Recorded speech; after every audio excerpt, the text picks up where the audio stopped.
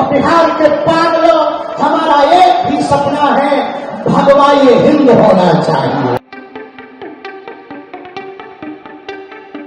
तो दोस्तों, अगर मैं ये कहूं कि हमारे देश में सनातन धर्म आज के दौर में सियासत की ढाल बन गया है, तो शायद आपको थोड़ी हिचकिचाहट हो इसे मानने में। लेकिन जरा सब कुछ भूलकर अपने चारों ओर चल रही सियासी उठापटक को देखने की कोशिश जरूर करिए, जहां सनातन धर्म और सियासत का कॉकटेल सफेद पोशों के लिए सबसे बड़ा हथियार बन गया है। चलिए, आप समझदार हैं तो ये समझ ही सकते हैं और समझ जाएंगे।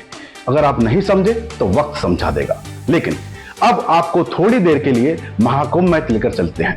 अरे, आप चौंकिएगा नहीं, क्योंकि मैं प्रयागराज वाले महाकुंभ में आपको दोबारा नहीं ले जाऊंगा। ना वहां की बात कर रहा हूं, बल्कि मैं उस महाकुंभ की बात कर रहा हूं जहां चुनावी सरगर्मियां बहुत तेज हैं। जी, यहां मैं बात कर रहा हूं नीतीश और रालू के जंगल की, राजधानी पटना की, जहां सनातन महाकुंभ का आयोजन किया गया है। अब सनातन का महाकुंभ है और सनातन धर्म के जो है ब्रांड एम्बेसडर वहां ना पहुंचे, ऐसा कैसे हो सकता है? ये कैसे हो सकता है कि बाबा बागेश्वर वहां ना पहुंचे? तो बस बुंदेलखंड वाले बाबा बागेश्वर जब इस महाकुंभ में पहुंचे तो देखते ही देखते पटना के गांधी मैदान का नजारा बदल गया दोस्त। लोगों का हुजूम और जय श्री राम के उद्घोष की बारिश गांधी मैदान में होने लगी।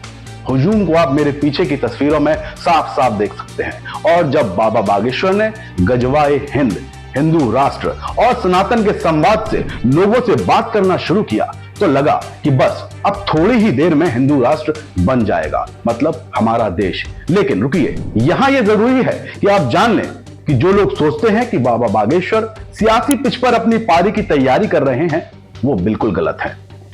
क्योंकि बाबा का अभी कोई ऐसा इरादा नहीं है।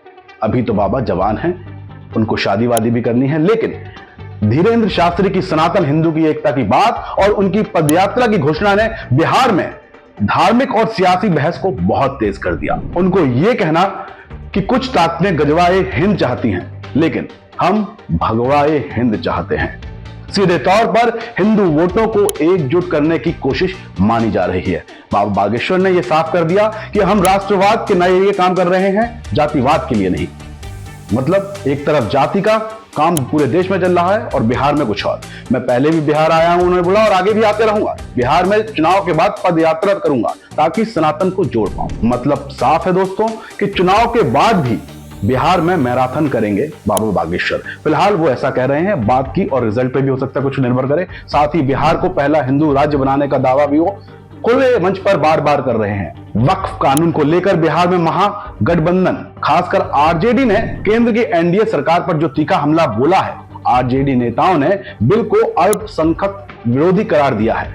बाबा बागेश्वर उसके इधर जाकर वक्फ कानून को सनातन धर्म के लिए एक ऐतिहासिक कदम बता रहे हैं।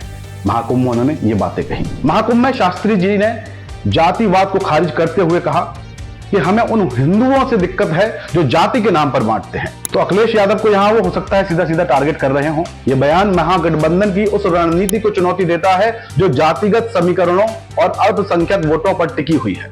अब जरा एक बात और समझने वाली है दोस्तों, कि बिहार विधानसभा चुनाव से पहले सनातन महाकुंभ का होना एनडीए के लिए तो कहीं ना कहीं फायदेमंद है और हो सकता है इसका फर्क पड़े। धीरेन्द्र शास्त्री की एक हिंदू एकता की एक बात और वक्फ बिल का समर्थन बीजेपी की हिंदुत्ववादी छवि को और ज्यादा मजबूत करता है। इस बार ये कोई नई बात नहीं जो बाबा ने कही हो, लेकिन बिहार में खास तौर पर जाना और ये बात करना बड़ी बात है। उन्होंने ये तक कहा कि वो राजनीति का नहीं, राम नीति का काम कर रहे हैं। तो क्या माना जाए कि अगर राम की नीति पर कल कांग्रेस या कोई और दल आएगा तो बाबा बागेश्वर आप उनके साथ जाएंगे, खड़े होंगे? ये बड़ा सवाल है। फिलहाल तो लगता है कि महागठबंधन इसे अल्पसंख्यकों के खिलाफ ध्रुवीकरण की कोशिश बताकर अपने वोट बैंक को मजबूत करने की कोशिश कर रहा है। मतलब कि बिहार में भी सीधा सीधा हिंदू वर्सेस मुसलमान होने की कोशिश हो रही है। वहीं एनडीए इसे सनातन धर्म में गौरव और हिंदू एकता के प्रतीक के रूप में प्रचारित कर रहा है। बहरहाल धीरेन्द्र शास्त्री की यह रणनीति बिहार की सियासत को कैसे प्रभावित करेगी, ये तो आने वाले महीनों में साफ हो जाएगा। बिहार चुनाव के रिजल्ट बता देंगे। लेकिन इससे पहले सनातन महाकुंभ के नाम पर हिंदू एकता का नारा बुलंद करने से बिहार की सियासत और ज्यादा गर्म हो चुकी है दोस्त। देखना है अब होता क्या है।